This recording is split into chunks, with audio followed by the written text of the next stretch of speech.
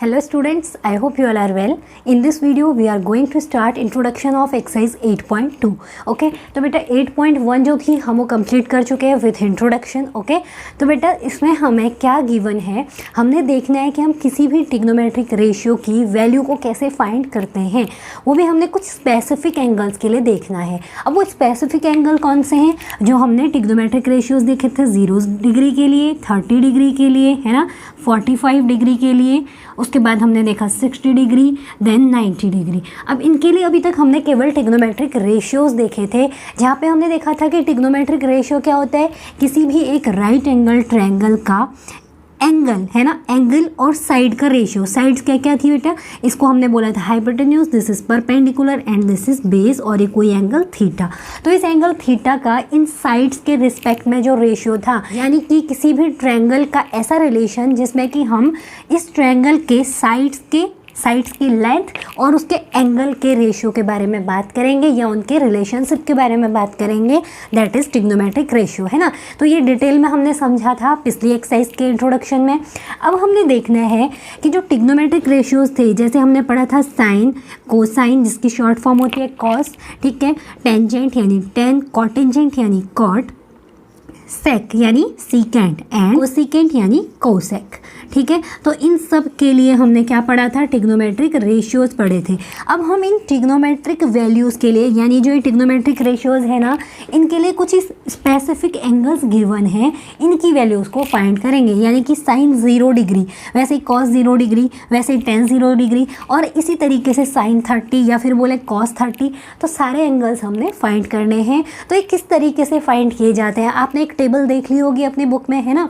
अब उसको याद करने की ट्रिक भी मैं बताऊंगी आपको यहाँ पे. उससे पहले हम देख लेते हैं कि हम ये वैल्यूज़ को लाते कहाँ से हैं आखिर, ठीक है ना, यानी कि उसका ओरिजिन क्या है, हम किस तरीके से इन वैल्यूज़ को फाइंड करते हैं. तो चलिए शुरू करते हैं. तो बेटा देखिए यहाँ पे मैंने एक टेबल बना दी है जिसपे कि हम सारी वैल्यूज़ को रखेंगे. ये ट्रिग्नोमेट्रिक रेशियोज़ लिखे हुए हमने 6 के 6 ट्रिग्नोमेट्रिक रेशियोज़. अब हमने वैल्यू फाइंड करनी है 0 डिग्री, 30 डिग्री, 45 डिग्री, 60 एंड 90 के लिए. ओके, तो ये तो हम टेबल फिल करते हुए चलेंगे. उससे पहले हम देखेंगे, सबसे पहले हम शुरू करेंगे ट्रिग्नोमेट्रिक रेशियो ऑफ 45 डिग्री. अब 45 डिग्री के लिए अगर हमने ट्रिग्नोमेट्रिक रेशियो फाइंड करना है ना, तो वैल्यू कैसे निकलेगी. सबसे पहले हम ले लेंगे एक राइट एंगल ट्रायंगल. ठीक है, कैसा ट्रायंगल लेना है हमने, जो कि एक 90 डिग्री फॉर्म कर रहा हो. तो देखिए 90 डिग्री फॉर्म कर रहा है, हम नेम दे देते हैं इसका ए, बी एंड सी. अब हमने क्या बोला, हमने ट्रिग्नोमेट्रिक रेशियो निकालना है 45 डिग्री के लिए. और किस किस के लिए, ये सारे ट्रिग्नोमेट्रिक रेशियोज के लिए हमने 45 डिग्री फाइंड करना है. क्लियर हो गया ना. अब देखिए अगर हम इसको 45 डिग्री बोले ना, ये हमने 45 ले लिया क्योंकि हमने फाइंड करनी है वैल्यू 45 डिग्री के लिए. क्लियर है ना. अगर ये 45 डिग्री है और ये 90 डिग्री है, पहले से हमने राइट एंगल ट्रायंगल लिया हुआ है, तो ये जो सी एंगल है ये कितना होगा, ये भी 45 हो गया ऑब्वियसली, है ना. ये कैसे हो गया, होपफुली आपको समझ आया हो. एक ट्रायंगल, कोई भी ट्रायंगल है, उसकी जो एंगल्स का सम होता है वो कितना होता है, 180 डिग्री होता है. तो देखिए अगर ये 90 डिग्री है और दूसरा कितना है 45 डिग्री, हमने इसको बोल दिया था 45 प्लस अगर हमने सी निकालना था, एंगल सी इक्वल टू इनका सम कितना होना चाहिए था 180 डिग्री. तो यहाँ से अगर हम सॉल्व करते हैं तो एंगल सी हमें मिलता है 45 डिग्री. ठीक है ना. तो ये था हमारा रीज़न फॉर टेकिंग 45 डिग्री. ठीक है ना. अब उसके बाद हमने देखना है कि ये कैसा ट्रायंगल बन रहा है. ये एक आइसोस्केलेस ट्रायंगल है. ये कैसे बताया हमने, देखिए यहाँ पे हमने देखा एंगल ए और एंगल सी क्या है 45 डिग्री है. और जब भी इस तरीके से दो एंगल सेम होते हैं तो आइसोस्केलेस ट्रायंगल से हमें पता है कि जो इस एंगल के अपोजिट वाली साइड होती है, यानी ये वाली साइड, और इस सेम एंगल के सामने वाली साइड यानी ये वाली साइड, इसका मतलब ए बी और बी सी क्या है, इक्वल है. ए बी इक्वल टू कितना हो गया, बी सी हो गया. ये कैसे पता लगा हमें, देखिए ये एंगल और ये एंगल इक्वल है. जब भी इस तरीके से एंगल्स इक्वल होते हैं ना, तो जो इस एंगल के सामने वाली साइड, या फिर बोल सकते हैं side opposite to this angle, है ना, side opposite to these angles will also equal. ठीक है ना. तो इसी से हमने लिया कि ए बी क्या है, बी सी के बराबर है. और हमें पता है एक डेफिनेशन, जहाँ पे भी दो साइड्स इक्वल होती है किसी ट्रायंगल की, वो ट्रायंगल कैसा होता है, दैट इज आइसोस्केलेस ट्रायंगल, है ना. तो यहाँ से हमें ये चीज़ें क्लियर हुई.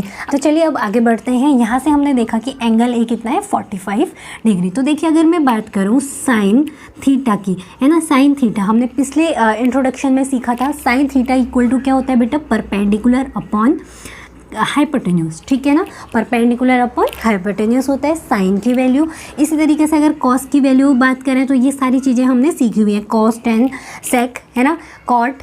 अब इस रेशियो को हम अप्लाई करेंगे यहाँ पर, ठीक है ना। तो देखिए इस केस में अगर ये थीटा है ना तो इससे क्या बन जाएगा, हमने निकालना है साइन 45 डिग्री की वैल्यू। तो साइन 45 डिग्री यानी कि परपेंडिकुलर कितना है इस केस में बेटा, this is BC upon hypotenuse कितना है इस केस में, AC, ठीक है। तो ये हो गया हमारा BC अपॉन AC। अब देखिए बेटा जब हमने बोल दिया AB इक्वल टू BC है तो हम अगर AB इक्वल टू A ले लें तो BC इक्वल टू B कितना हो जाएगा, A हो जाएगा, है ना। तो ये दोनों लेंथ इक्वल हैं तो हमने लेट कर ली कि ये क्या है, A है, ठीक है। ये केवल समझने के लिए आपको बता रहे हैं, ठीक है ना। अब उसके बाद अगर ये दोनों A हैं तो हम यहाँ से पाइथागोरस थ्योरम यूज़ करके AC की लेंथ निकाल सकते हैं। तो AC स्क्वायर इक्वल टू क्या हो जाएगा बेटा, A square plus A square. तो यहाँ से AC इक्वल टू क्या निकल जाएगा बेटा हमारा 2A स्क्वायर का रूट, है ना। और AC इक्वल टू हमें मिल जाएगा A√2, यानी AC की लेंथ हमें मिल चुकी है A√2। क्लियर हो गया ना। अब इन वैल्यूज़ को हम पुट करेंगे यहाँ पर, ठीक है। तो BC की वैल्यू कितनी है जो हमने लेट करी हुई है, BC वो हमने बोला A है, तो ये हो गया हमारा A। एंड AC की वैल्यू हमने पाइथागोरस थ्योरम से A√2 निकाली है, ठीक है। तो देखिए A से A कैंसिल आउट हो गया, है ना। तो यहाँ से हमें वैल्यू मिली 1/√2। तो ये वैल्यू हमें किसकी मिली है, साइन 45 डिग्री की। साइन 45 डिग्री कितना मिला हमें, 1/√2। तो लिख देते हैं हम साइन 45 की वैल्यू कितनी है, 1/√2। और इसी तरीके से हम कॉस के लिए निकाल सकते हैं वैल्यू, टेन के लिए निकाल सकते हैं, कॉट के लिए, है ना, सेक के लिए, कॉसेक के लिए, सारी वैल्यूज़ को हम फाइंड कर सकते हैं। अब यहाँ पे आपको 3 वैल्यूज़ फाइंड कर लेनी है, ठीक है। साइन थीटा हमने ले लिया, कॉस थीटा निकाल लेंगे। तो देखिए बेटा अब हम निकालेंगे कॉस थीटा की value. Cos theta equal to क्या होता है हमारा, बेस अपॉन हाइपोटेन्यूज होता है। तो उसके बाद अब देखें अगर हमने निकालना क्या है बेटा, कॉस 45 डिग्री की वैल्यू निकालनी हमने। तो यहाँ से हम देखेंगे कॉस 45 डिग्री के लिए बेस की वैल्यू हमें गिवन है A अपॉन हाइपोटेन्यूज की वैल्यू गिवन है A√2, ठीक है। अगेन हमको A से A कैंसिल होते हुए दिख रहा है तो वैल्यू हमें मिली है 1/√2। इसका मतलब कॉस 45 डिग्री की वैल्यू भी कितनी है, 1/√2। ठीक हो गया बेटा। तो 2 वैल्यूज़ हमने फाइंड कर ली है। अब हम सिमिलरली टेन थीटा की वैल्यू निकालेंगे। टेन के लिए देखिए आपके पास 2 चॉइस हैं, आप या तो sine theta upon cos theta कर लीजिए, ठीक है। साइन थीटा की वैल्यू कितनी आई हमारी, थीटा कितना है बेटा यहाँ पे 45 डिग्री है, तो यहाँ पे आप लिख सकते हैं sine 45 degree upon cos 45 degree भी लिख सकते हैं, ठीक है। तो यहाँ से साइन 45 1/√2 है एंड कॉस 45 की वैल्यू भी कितनी है, 1/√2 है।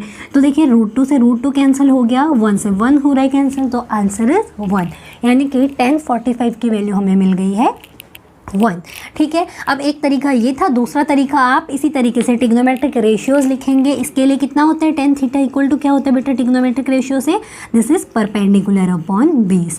तो परपेंडिकुलर की वैल्यू कितनी है A and base is A, तो A से A कैंसिल हो जाएगा। तो tan 45 डिग्री के केस में भी हम इसको कर सकते हैं, ठीक है। यानी A अपॉन A हो जाएगा, तो A से A कैंसिल, तो वैल्यू इज 1। तो tan 45 भी हम निकाल चुके हैं। अब देखिए बेटा आप दोनों तरीके से हमने 10 को करके दिखाया, इसी तरीके से हम बाकी के यानी कॉट थीटा के लिए भी या तो आप टिग्नोमेट्रिक रेशियो लगाइए या फिर आप इन्वर्स करिए। कॉट किसका इन्वर्स होता है, 1/10 होता है ना। इसी से हम निकाल सकते हैं कि कॉट 45 डिग्री की वैल्यू क्या हो जाएगी, 1/10 45 यानी 1 वैल्यू। तो कॉट 45 की वैल्यू भी हमें कितनी मिल चुकी है बेटा, दिस इज 1, ओके। तो ये हो गई हमारी 1। अब उसके बाद हम देखेंगे सेक थीटा के लिए।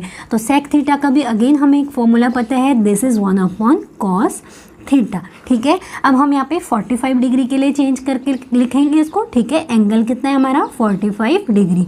तो देखिए sec 45 equal to 1/cos 45, cos 45 is 1/√2, ठीक है।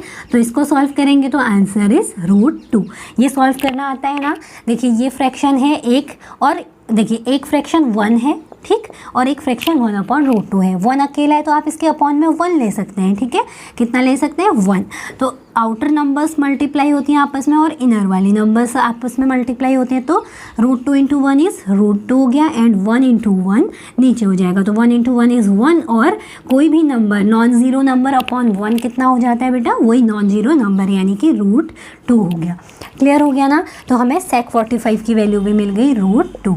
ठीक है, इसी तरीके से हम निकाल लेंगे cos sec 45 डिग्री, तो ये कितना हो जाएगा 1/sin 45 डिग्री, है ना। तो ये हो गया 1/sin 45 डिग्री, तो 1/1/√2 हो जाएगा। Again this value is √2। तो बेटा ये हमने निकाल लिया ratios of 45 degree for all trigonometric ratios, ठीक है ना। तो हमने 6 के 6 टिग्नोमेट्रिक रेशियोज के 45 डिग्री की वैल्यू फाइंड कर ली। अब इसी तरीके से हम नेक्स्ट स्टेप पे बढ़ते हैं, जहाँ पे कि हम देखेंगे 30 डिग्री एंड 60 डिग्री के लिए वैल्यूज़ को। तो बेटा अब हम बढ़ेंगे अपने नेक्स्ट टॉपिक पे, जिस पे हमने देखना है trigonometric ratios of 30 degree and 60 degree. तो देखिए 30 डिग्री और 60 डिग्री फाइंड करने के लिए ना हमने क्या ले लेना है, एक इक्विलेटरल ट्रायंगल ले लेना है। नेम दे देंगे हम इसका A, B एंड C, ठीक है। अब इक्विलेटरल ट्रायंगल होने का क्या मतलब है, AB जो लेंथ है वो BC के इक्वल है और BC लेंथ AC के इक्वल है, यानी तीनों लेंथ्स के हैं ट्रायंगल की साइड की इक्वल हैं। तो अगर तीनों साइड्स इक्वल हैं तो हम इस सेम काम करेंगे पिछले की तरह। हमने लेंथ ले ली 2A, अगर ये लेंथ कितनी है 2A है तो तीनों लेंथ्स क्या हो जाएंगे 2A हो जाएंगे, ठीक है। अब हमने एक ध्यान रखना है, हमें चाहिए 30 एंड 60। और इक्विलेटरल ट्रायंगल के केस में अगर देखें तो एंगल्स कितने होते हैं बेटा 60 डिग्री होते हैं, यानी कि तीनों एंगल्स कितने मिले हुए हैं हमें 60 डिग्री मिले हुए, ठीक है। अब हमने ट्रिक यूज़ करनी है कि हमें चाहिए 30 डिग्री। तो अब हम क्या करेंगे, इस A पॉइंट से BC के ऊपर एक परपेंडिकुलर ड्रॉ कर लेंगे, ठीक है। तो ये परपेंडिकुलर ड्रॉ करना हमने सीखा हुआ है ना। अब यहाँ पे उसको डिस्कस हम नहीं करेंगे। जैसे ही हमने यहाँ एक परपेंडिकुलर ड्रॉ किया है तो परपेंडिकुलर ड्रॉ करने से क्या हो गया, ये 90 डिग्री बन गया, है ना। ये 90 डिग्री बना तो हमने देखा कि जो ये एंगल A, इसका नाम दे दीजिए D, ठीक है। हमने देखा एंगल ABD कॉन्ग्रेंट है एंगल ACD के। क्लियर हो गया ना। ये चीज़ें सारी जो है ना हम ट्रायंगल वाले चैप्टर में पढ़ेंगे, अभी हमने वो कंप्लीट नहीं किया है, पर हो सकता है आप लोगों ने उसको कंप्लीट कर लिया हो। तो आपको यहाँ से पता लग रहा है कि ये दोनों ट्रायंगल्स क्या है, आपस में कॉन्ग्रेंट हैं। अगर ये कॉन्ग्रेंट है, ये साइड्स क्या हैं, इक्वल हैं, ठीक है। हमने देखा ये 90 डिग्री इक्वल है। तो यहाँ पे जो ये 60 डिग्री था ये कितने डिग्री बन गए हमारे 30 डिग्री, एंड इधर भी कितना बन गया 30 डिग्री बन गया। अब देखेंगे हम टिग्नोमेट्रिक रेशियोज़ की वैल्यूज़ को, ठीक है। तो देखिए बेटा यहाँ से हम देखें अगर sin 30 डिग्री, ठीक है, क्या देखेंगे sin 30 डिग्री, ये होता है हमारा परपेंडिकुलर अपॉन हाइपोटेन्यूज। तो देखिए sin 30 डिग्री के लिए परपेंडिकुलर कितना है BD, ठीक है, अपॉन हाइपोटेन्यूज कितना है AB। क्लियर है। तो BD की वैल्यू कितनी हो जाएगी, BC पूरी कितनी है 2A है, तो उसकी हाफ लेंथ कितनी हो जाएगी 1/2 × 2A, या फिर आप बोल सकते हैं इसका हाफ BC/2 कर दें अगर हम, तो हमें मिल जाएगा BD इक्वल टू कैसे मिलेगा, BC/2 करने से मिलेगा, ठीक है। तो BC कितना है 2A/2 कर दें तो वैल्यू इज़ A। तो इसका मतलब हमें BD की वैल्यू मिल चुकी है A एंड AB की वैल्यू कितनी है 2A। तो देखिए A से A कैंसिल आउट हो गया तो हमें वैल्यू मिली 1/2। तो sin 30 डिग्री की वैल्यू कितनी मिली हमें 1/2। तो लिख लेंगे वैल्यू को साथ में, दिस इज़ 1/2। सिमिलरली हम निकालेंगे cos 30 डिग्री की वैल्यू। तो cos 30 डिग्री कैसे मिलेगा हमें, base upon hypotenuse, and base for 30 degree is AD upon hypotenuse is AB। अब देखिए यहाँ पे एक नई चीज़ है, हमें चाहिए AD की वैल्यू, ठीक है। तो इसके लिए हम क्या यूज़ करेंगे, पाइथागोरस थ्योरम, ठीक है। सो बाय पाइथागोरस थ्योरम से हमने AD² निकालना है। तो AD² इज AB² यानी hypotenuse square minus this one, ठीक है ना, ये वाला परपेंडिकुलर यानी BD², ठीक है। तो यहाँ से हमें मिल जाएगा क्या, ये वाला बेस स्क्वायर मिल जाएगा। तो क्या बोला हमने, base square equal to hypotenuse square minus perpendicular का स्क्वायर, ठीक है। तो ये क्लियर हुआ ना, यहाँ पे लग गई हमारी पाइथागोरस थ्योरम। तो वैल्यू रखिए AB की वैल्यू है 2A, तो 2A² minus BD is a, ठीक है, तो ये हो गया ए स्क्वायर, तो this is 4a square minus A square, तो ये मिला हमें 3a स्क्वायर। तो ए डी इक्वल टू क्या हो जाएगा बेटा, square root of 3a square, यानी कि ए डी हमें मिल चुका है a√3, ठीक है। तो ए डी की वैल्यू कितनी मिली हमें, a√3, यानी ये वाली जो लेंथ है दिस इज a√3, ठीक है। तो वैल्यूज पुट करेंगे, ए डी कितनी मिली हमें, a√3 मिली, एंड ए बी की वैल्यू हमें कितनी पता है बेटा, 2a, ठीक है। तो देखिए यहाँ से a से a कैंसिल आउट होगा, तो वैल्यू इज़ √3/2। तो ये वैल्यू किसकी मिली हमें, cos 30 डिग्री की, ठीक है। तो cos 30 डिग्री इज़ √3/2, क्लियर हो गया। अब यहाँ से हम देखेंगे अगेन tan 30 डिग्री की वैल्यू। तो tan 30 डिग्री कैसे निकालेंगे, sin 30 degree upon cos 30 degree, ये हमें काफ़ी इजी पड़ेगा, ठीक है ना। तो ये निकाली हुई वैल्यूज़ है, हमने सीधा पुट कर लेना है, दिस इज़ 1/2 अपॉन √3/2।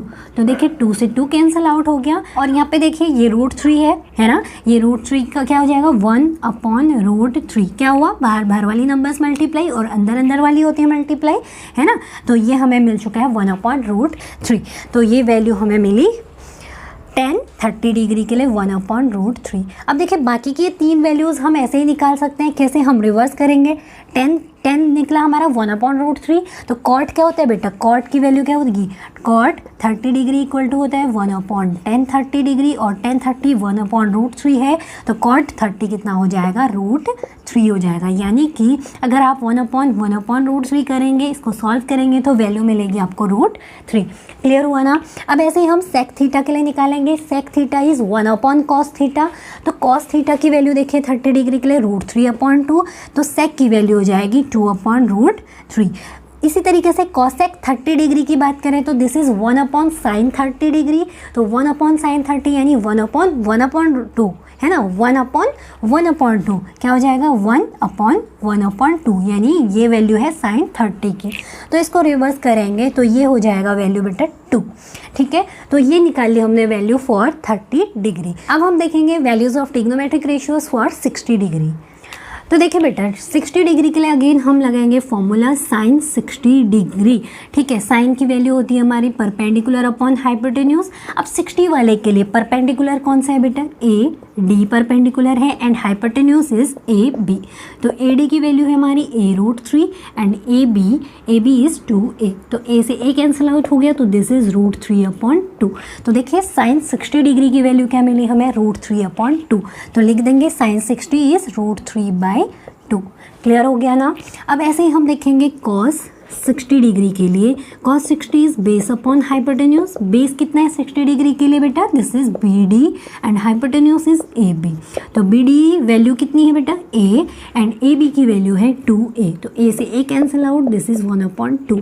तो cos 60 की वैल्यू हमें मिल चुकी है 1/2, क्लियर हुआ। अब हम देखेंगे tan 60 डिग्री के लिए, तो tan 60 है sin 60 degree upon cos 60 degree. तो sin 60 की वैल्यू कितनी है बेटा, √3/2, ठीक है, और cos 60 डिग्री की वैल्यू है 1/2। तो देखिए 2 से 2 कैंसिल आउट हो गया, तो वैल्यू इज़ √3। तो tan 60 की वैल्यू जो हमें मिली दिस इज़ √3, क्लियर है ना। अब ऐसे ही हम देखेंगे cot के लिए, तो cot 60 डिग्री की वैल्यू क्या हो जाएगी बेटा, 1/tan 60 डिग्री।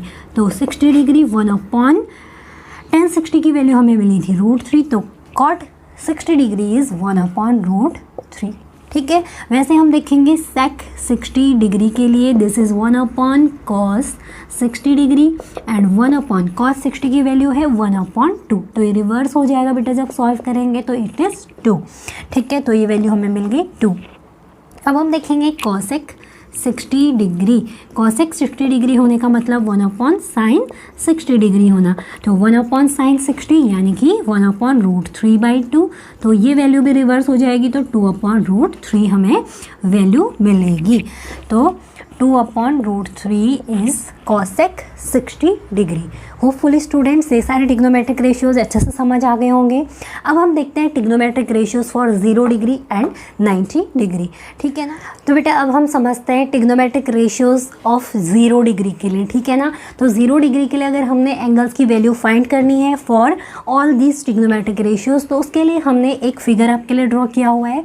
हम यहाँ से इस चीज़ को समझेंगे। देखिए, एक हमने राइट एंगल ट्रायंगल ले लिया ABC, ठीक है। फर्स्ट फिगर पे ध्यान रखेंगे, हमने एक ट्रायंगल लिया ABC।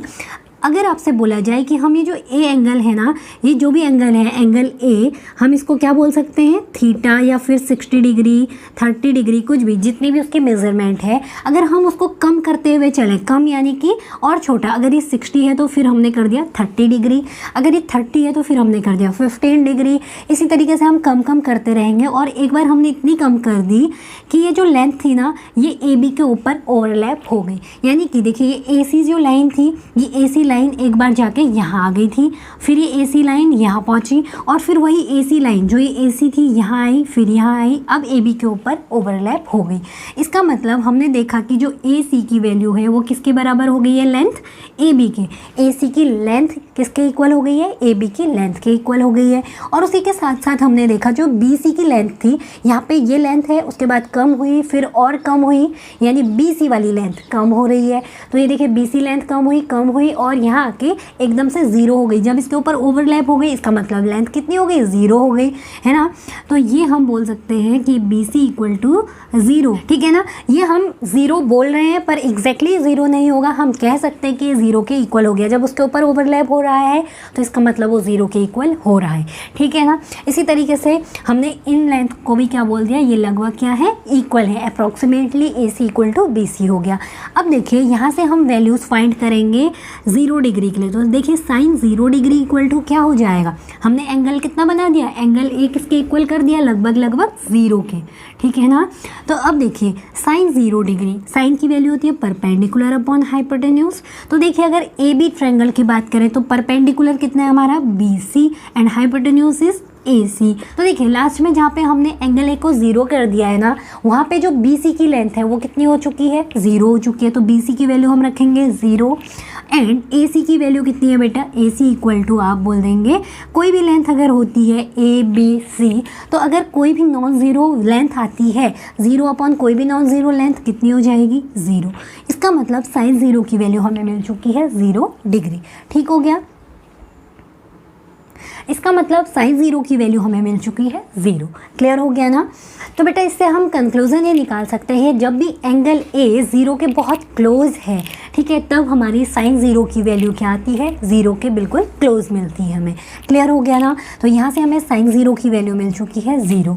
अब ऐसे ही हम निकालेंगे कॉस 0 डिग्री। तो कॉस की वैल्यू क्या होती है, base upon hypotenuse, and base for this angle A है ना, ये क्या है, AB upon hypotenuse is AC, और AB इक्वल टू कितना है, AC के। यानी कि अगर आप AB इक्वल टू AC बोल रहे हैं, यहाँ पे अगर आप वैल्यू A बोल देना, ठीक है, AB और AC क्या है, इक्वल है, और वो वैल्यू किसके इक्वल है, A के। तो AB की वैल्यू भी A है और AC की भी A है, तो A से A कट गया, तो वैल्यू इज़ 1। इसका मतलब cos 0 डिग्री इज़ 1, ठीक हो गया। अब ऐसे हम निकालेंगे tan 0 डिग्री। तो tan की वैल्यू होती है बेटा sine 0 degree upon cos 0 degree.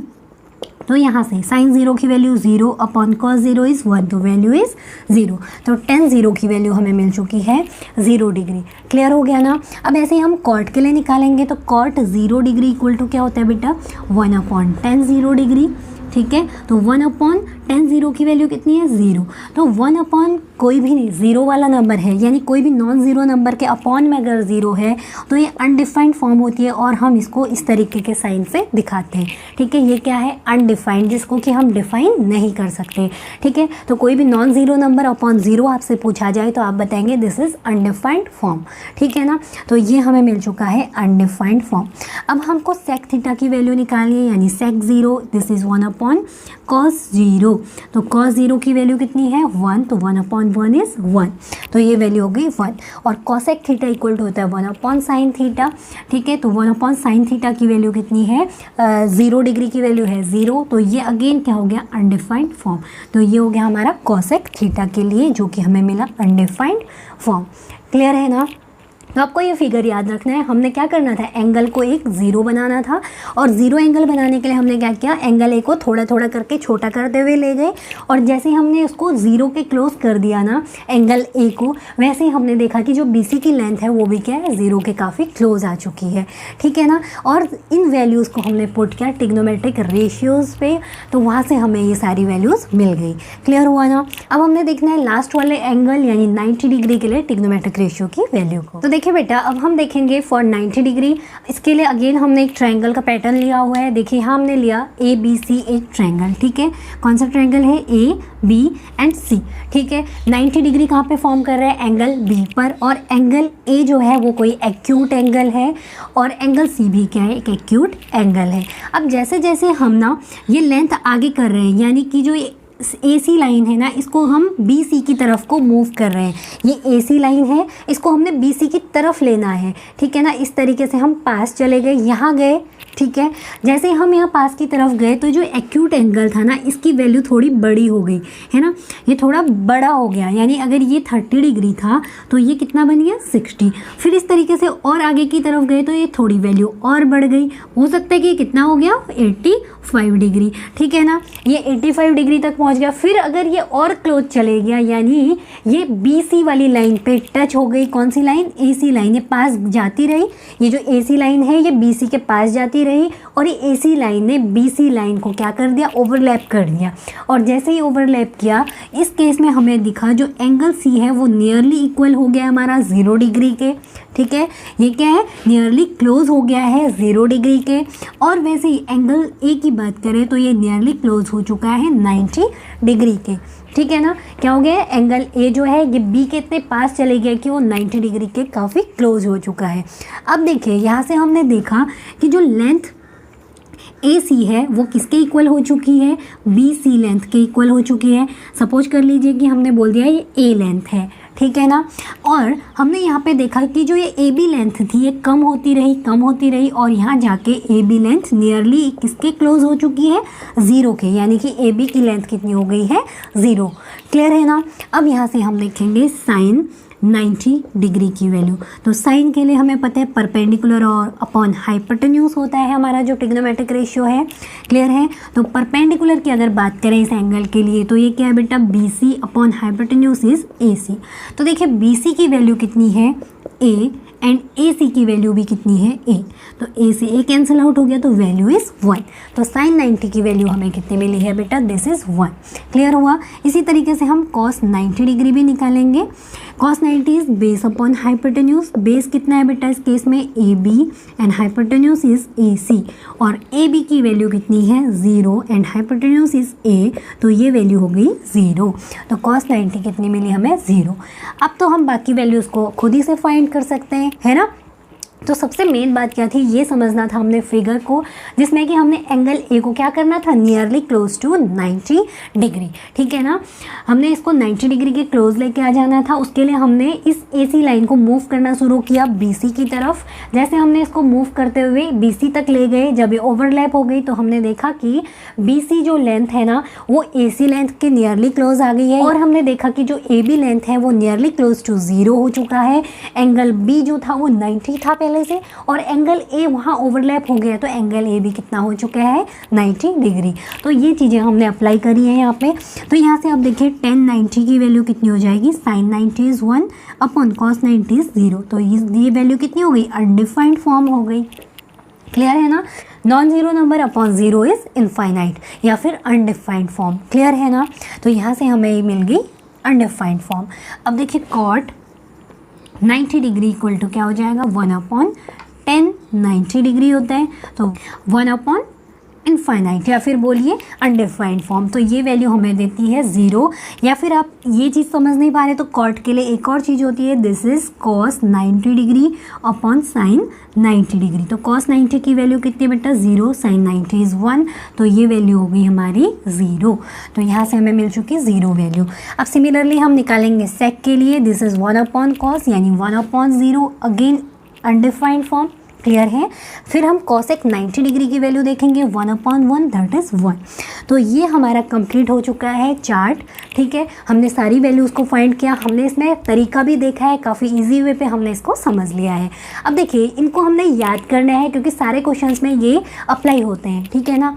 अब एक चीज़ आपने नोटिस की होगी, तो साइन थीटा जो है ना बेटा, आपने सबसे पहले तो एक एंगल्स का पैटर्न याद कर लेना है, 0, 30, 45, 60 एंड 90, ठीक है।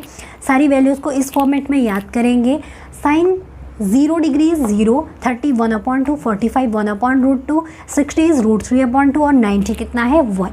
सबसे पहले एक बात याद रखेंगे, साइन 45 एंड कॉस 45 की वैल्यू क्या होती है, इक्वल होती है। ये कितनी है 1/√2, ठीक है ना। ये वैल्यू काफ़ी यूज़ होती है और हमने एकदम से याद कर लेना है कि साइन 45 और कॉस 45 की वैल्यू इक्वल होती है और वो कितना होता है 1/√2। क्लियर हो गया। उसके बाद हमने एक पैटर्न देखा, अगर हम साइन की वैल्यू इस तरीके से राइट की तरफ लिख रहे हैं ना, तो कॉस की वैल्यू को लेफ़्ट से राइट की तरफ लिखा गया है। यानी पहले 1 यहाँ लिखा, उसके बाद √3/2 है, फिर ये लिखा है, फिर 1/√2 लिखा है, उसके बाद यहाँ पे क्या लिखा गया है 1/2। यानी कि देखिए यहाँ से इधर को वैल्यूज़ लिखी थी और ये वाली इधर को लिखी गई हैं, तो इसका जो पैटर्न था वो इधर को लिखा गया है। क्लियर हो गया ना।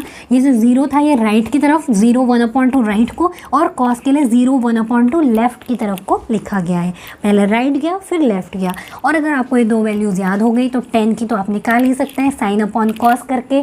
फिर उसके बाद कॉर्ड भी निकाल सकते हैं 1/10 करके, सेक को निकाला जा सकता है, कॉसेक को निकाला जा सकता है। तो बाकी निकालने के लिए तो काफ़ी मेथड है, आपको केवल याद करनी है साइन की वैल्यू। और साइन की वैल्यू आपने राइट की तरफ लिखी तो कॉस की वैल्यू कहाँ लिखनी है आपने, इसकी वैल्यू को, यानी कि साइन की वैल्यू को राइट से लेफ़्ट की तरफ को लिख लेना है कॉस के लिए। देखो यहाँ राइट से लेफ़्ट की तरफ को, यानी पहले 1 फिर √3/2, 1 √3/2, फिर 1/√2 था, देन 1/2, फिर उसके बाद 0 है तो यहाँ 0। क्लियर हुआ ना। अब देखिए इससे भी इजी एक मेथड मैं बताऊंगी आपको। हमने देखना है साइन की वैल्यू को याद करने को सबसे पहले, ठीक है। आपने ये चीज़ तो समझ ली कि अगर आपको ये पूरा चार्ट याद करना है तो आपको वैल्यू किसकी याद होनी चाहिए, साइन की। यानी साइन की सारी वैल्यूज़ याद होनी चाहिए, वो भी सीक्वेंस में। अगर आपने सीक्वेंस में गड़बड़ी कर दी तो सारी चार्ट आपकी हो जाएगी गड़बड़, ठीक है ना। तो उसके लिए हमने सिंपल सा ट्रिक यूज़ करना है। वो क्या है, आपने वैल्यूज़ लिख लेनी है 0 1 2 3 4। कहाँ तक लिखी हमने नंबर, 4 तक। शुरू कहाँ से किया है, 0 से।